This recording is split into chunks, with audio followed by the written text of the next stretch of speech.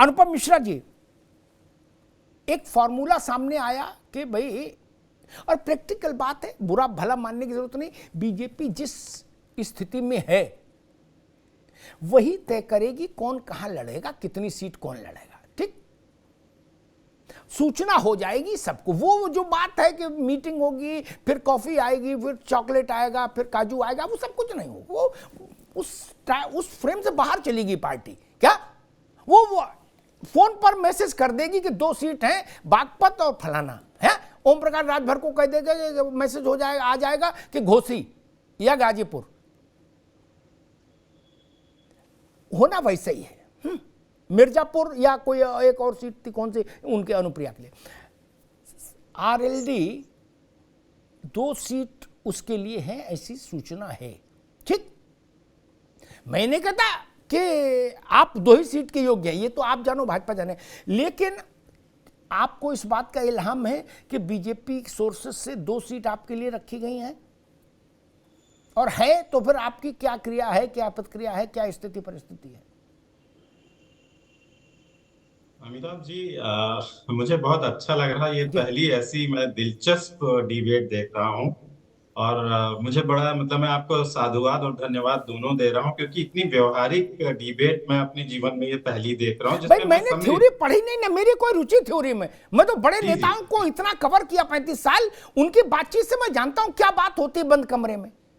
जी जी जी। आज तक तो कभी काशीराम मुलायम सिंह जब मिले तो संविधान की कॉपी थोड़ी नहीं ले गए, बोले तुम मेरी कॉपी पढ़ो, मैं तुम्हारी कॉपी पढ़ू। ठेठ बात हुई, 2 मिनट में फैसला हुआ, आगे जाओ। या अखिलेश यादव और जयंत चौधरी का जब अलायंस हुआ था, तब भी बाबा साहब अंबेडकर की ऑटोबायोग्राफी तो पढ़ी नहीं गई थी साथ में। न चरण सिंह जी ने जो लिखा है कि कृषि अर्थव्यवस्था पर किताब, न वो पढ़ी गई। प्रैक्टिकल बात होती है, कौन कहां लड़ेगा, किसका कैसा समीकरण होगा। अनुपम, बिल्कुल सर, बिल्कुल सत्य। मैंने वो बात आपकी सुनी, और मुझे बहुत ये बात से मैं बहुत अटैच्ड इसलिए फील कर रहा हूँ, क्योंकि ये बहुत व्यवहारिक बात है जिस पर लोग आमतौर पर बात नहीं करते। चूंकि आप व्यवहारिक क्वेश्चन, तो मैं उसका आपको व्यवहारिक उत्तर भी दे रहा हूँ। इसमें कोई संदेह नहीं कि पश्चिमी उत्तर प्रदेश में राष्ट्रीय लोकदल का जनाधार है, हमारा कैडर भी वहां है, और यूं तो कहने को उत्तर प्रदेश में हर जिले में संगठन है, लेकिन जो मजबूती हमारे पास पश्चिमी उत्तर प्रदेश में है, वो हम ये कह सकते हैं बड़ी ईमानदारी के साथ, प्रदेश के अन्य भागों में हम नहीं बना पाए। उसके अपने कारण है, जिस पर हम कभी फिर चर्चा करेंगे। तो हमारा जो भारतीय जनता पार्टी एनडीए का साथ अलायंस है, उसमें हमारा मुख्य केंद्र बिंदु पश्चिमी उत्तर प्रदेश की सीटें हैं। संख्या जैसे आप सुन रहे हैं, वैसे मैं भी सुन रहा हूँ। हम लोगों की बैठक भी हो रही, जिसमें बातें निकल के आ रही। अगर सिर्फ 2 ही होती तो शायद ये बहुत पहले तय हो गया होता, क्योंकि कुछ अन्य सीटें भी हैं जिन पर भी बात हो रही है। वो राष्ट्रीय अध्यक्ष तय करेंगे, और वो क्या होगा उस पर मैं टिप्पणी अभी नहीं कर पाऊंगा, फाइनल होने पे कर पाऊंगा। लेकिन ये जो इस समय वर्तमान परिस्थितियां हैं उत्तर प्रदेश की राजनीति की, वो इसमें कोई दो राय नहीं कि बड़ी नई दिशा में चल नहीं। लेकिन अनुपम बाबू, मुझसे मनोज यादव की पार्टी के एक बड़े नेता कह रहे थे अनौपचारिक बातचीत में, बोले भैया हम 7 दे रहे थे तो ये नाराज थे, बोले कम दे रहे हैं, हमारी स्थिति ज्यादा है? अब बोले अब 2 ही मिली। ये तो मसला आएगा नहीं? बिल्कुल आएगा, बिल्कुल आएगा। अब ये देखिए, उसमें अब चूंकि हमारा अलायंस समाजवादी पार्टी के साथ भी रहा है और हमारे वो मित्र रहे हैं, तो मैं राजनीतिक रूप से कोई टिप्पणी, ऐसी अनर्गल बात नहीं करना चाहूंगा। हम लोग साथ रहे हैं, और राजनीति में आगे भी कोई नहीं जानता कब कौन कहाँ अलायंस भैया, बनेगा, कौन कब कहाँ किसके साथ आ जाए।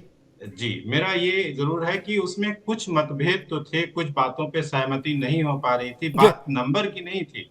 अगर बात सिर्फ नंबर की होती अमिताभ जी, तो शायद यह अलायंस उसी समय पर मैच्योर हो गया होता। नंबर से इतर कुछ मुद्दे थे जो मुझे लगता है कई बार मीडिया की डिबेट में, बहस में सामने आए हैं और रखे गए हैं। ठीक है अनुपम जी, कि हमारा सिंबल हो, आपका प्रत्याशी हो, इस तरीके की सब बातें थी। यही बात, एक वजह ये थी। दूसरा, हम किसानों को लेकर के जो हमारे अनुपम जी, किसान पर हम बहुत बार बहस कर चुके, अलग करेंगे। अभी जरा ये फेस निपट जाए, टिकट विकेट फाइनल हो, तब तक मेरा मन किसी में नहीं लगेगा ना। राष्ट्रीय बेरोजगारी पर आंकड़े हम दें और बोझिल बहस करें, नहीं ना। मैं जानना ये चाह रहा हूं, चायल से लड़ेगा कौन? बुलंदशहर से टिकट किसका हो रहा है, किसको मुलायम सिंह की पार्टी लड़ा रही है, किसको भाजपा लड़ा रही है। मेरी रुचि इसमें है अभी। तो वो आपको 2 दिन के बाद हाँ, मुझे इसीलिए लगता है 2 अभी किसान पर चले जाएंगे, थोती बहस होती रहेगी, अपनी बड़ी बड़ी नहीं, गाड़ियों में घूमने वाले लोग किसान पर प्रवचन देके चले जाएंगे। इसलिए अभी नहीं बाबू, अभी नहीं ना, अभी छोड़ दीजिए किसान को। अभी किसान जान रहा है आप किसान के साथ है, 2-4 दिन नहीं भी बोलेंगे तो कोई दिक्कत नहीं। अभी सीट बचाओ, क्या किसान यही रहेगा, सीट तो बचाओ। जब सीट ही चली जाएगी तो राघवेंद्र द्विवेदी, एक मैं माफी के साथ कहूंगा, मेरे मन में जो बात आ जाती है मैं कहता जरूर हूं, फिर उसका परिणाम कुछ हो। एक ये व्यवस्था बनी, मतलब चाहते हैं लोग कि भाई 2 सीट मिल जाए, है या हाँ 2 सीट मिल जाए तो एक परिवार का आदमी लड़ जाए, दूसरे से कुछ और चीजें व्यवस्थित हो जाएं, क्या वो अच्छा। चूंकि बीजेपी, ये भी मैं कहूंगा, मनोज यादव बैठे तब भी मैं कहूंगा, बीजेपी की टिकट की विनेबिलिटी उत्तर प्रदेश में किसी भी पार्टी की टिकट की विनेबिलिटी से ज्यादा है, क्या उसमें अखिलेश यादव की पार्टी भी शामिल है, ठीक। इसलिए जिसकी जीत की संभावना जितनी ज्यादा बाजार का नियम कहता है, उसका गुरुत्व उतना ही ज्यादा, समझ रहे ना आप। इसको ऐसे समझिए, जब मायावती और अखिलेश यादव का अलायंस हुआ ना राघवेंद्र बाबू, क्या उस वक्त मैं अखिलेश जी की पार्टी की तो नहीं कहूंगा, बहन जी की पार्टी से किसी को अप्रोच किया गया, या किसी ने किया, मालूम क्या कहा गया, वो मैं मात्रा नहीं बताऊंगा कितनी मिठाई बताई गई, लेकिन उसने कहा ये ज्यादा है। मनोज तो मालूम क्या कहा गया, बोले पगला गए हो, ये टिकट नहीं है, ये एंट्री कार्ड है लोकसभा का, पागल हो गए हो, हैं सपा बसपा मिलकर चुनाव लड़ रहे हो, कह रहे हो ज्यादा है, तुमसे ज्यादा मिठाई लिए लोग बाहर खड़े हैं। तो ये मसला है जिस ओर मैं इशारा करना चाह रहा हूं। अब मैं देख रहा हूं कि आपको और निषाद को एक में तो परिवार ही हो पाएगा नहीं,